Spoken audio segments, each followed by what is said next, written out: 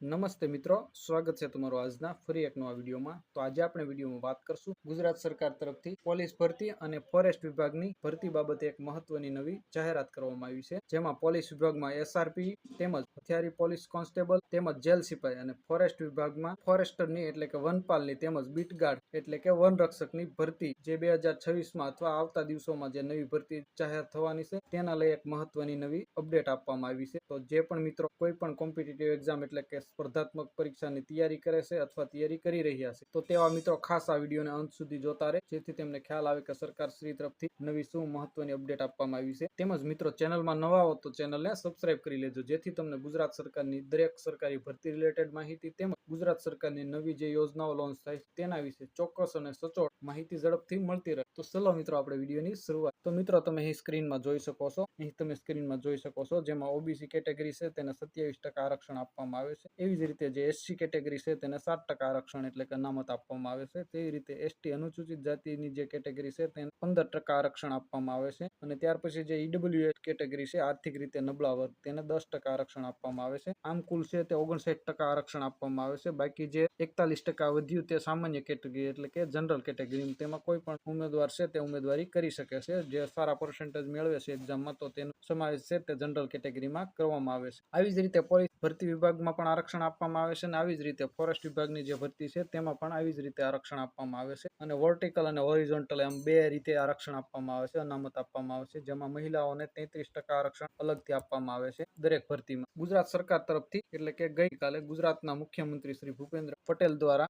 Gujarat police ભરતી અને forest વિભાગની જે બીટગાર્ડ અને વનપાલની ભરતી થાય છે તેમાં આરક્ષણ બાબતે નવી જાહેરાત કરવામાં આવી છે, જેમાં પૂર્વ અગ્નિવીર મિત્રો છે તેમને 20% આરક્ષણ આપવાની જાહેરાત કરવામાં આવી છે। એટલે કે પોલીસ વિભાગની જે ભરતી છે એસઆરપી તેમજ જેલ સિપાઈ છે તેમજ હથિયારી પોલીસ કોન્સ્ટેબલ, આમ કુલ 3 કેડરમાં જે છે ભરતી તેમાં 20% આરક્ષણ આપવાની જાહેરાત કરવામાં આવી છે ગુજરાત સરકાર તરફથી ગુજરાતના મુખ્યમંત્રી દ્વારા। એવી જ રીતે ફોરેસ્ટ વિભાગમાં જે વનપાલ અને બીટગાર્ડની ભરતી છે તેમાં પણ 20% આરક્ષણ આપવાની જાહેરાત કરવામાં આવી છે। જે પણ મિત્રો પૂર્વ અગ્નિવીર છે તેમને આ 20%માં સમાવેશ કરવામાં આવ્યો છે અને તેને સંપૂર્ણ ગ્રાઉન્ડની આપણે મિત્રો વાત કરીએ તો તેને 100% ગ્રાઉન્ડમાં મુક્તિ આપવામાં આવી છે। એટલે કે જે પણ મિત્રો અગ્નિવીરમાંથી આવે છે ને પોલીસની ભરતીમાં એપ્લાય કરે છે તેમજ ફોરેસ્ટ અને બીટગાર્ડની જે ભરતી છે તેમાં એપ્લાય કરે છે તો તેને કોઈ પણ જાતનું ગ્રાઉન્ડ કે ફિઝિકલ એક્ઝામ આપવાની રહેશે નહીં, તેમને માત્ર ખાલી લેખિત એક્ઝામ આપવાની રહેશે અને તેના આધારે તેનું સિલેક્શન કરવામાં આવશે અને તેના માટે 20% અનામત સીટો રાખવામાં આવશે। તો આ એક ગુજરાત સરકાર તરફથી મહત્વની જાહેરાત કરવામાં આવી હતી, તેના વિશે મેં તમને માહિતી આપી। આશા રાખો આ વિડીયો તમને પસંદ આવ્યો હશે। વિડીયો પસંદ આવ્યો તો વિડીયોને લાઇક, શેર અને ચેનલને સબસ્ક્રાઇબ કરવાનું ભૂલતા નહીં। તમારા કોઈ પ્રશ્ન હોય તો અમને ચોક્કસ કમેન્ટ કરીને જણાવજો, અમે તમારા પ્રશ્નોનો રિપ્લાય આપીશું। ફરી એક નવા ટોપિકમાં નવા વિડીયો સાથે મળશું, ત્યાં સુધી જય હિન્દ, વંદે માતરમ।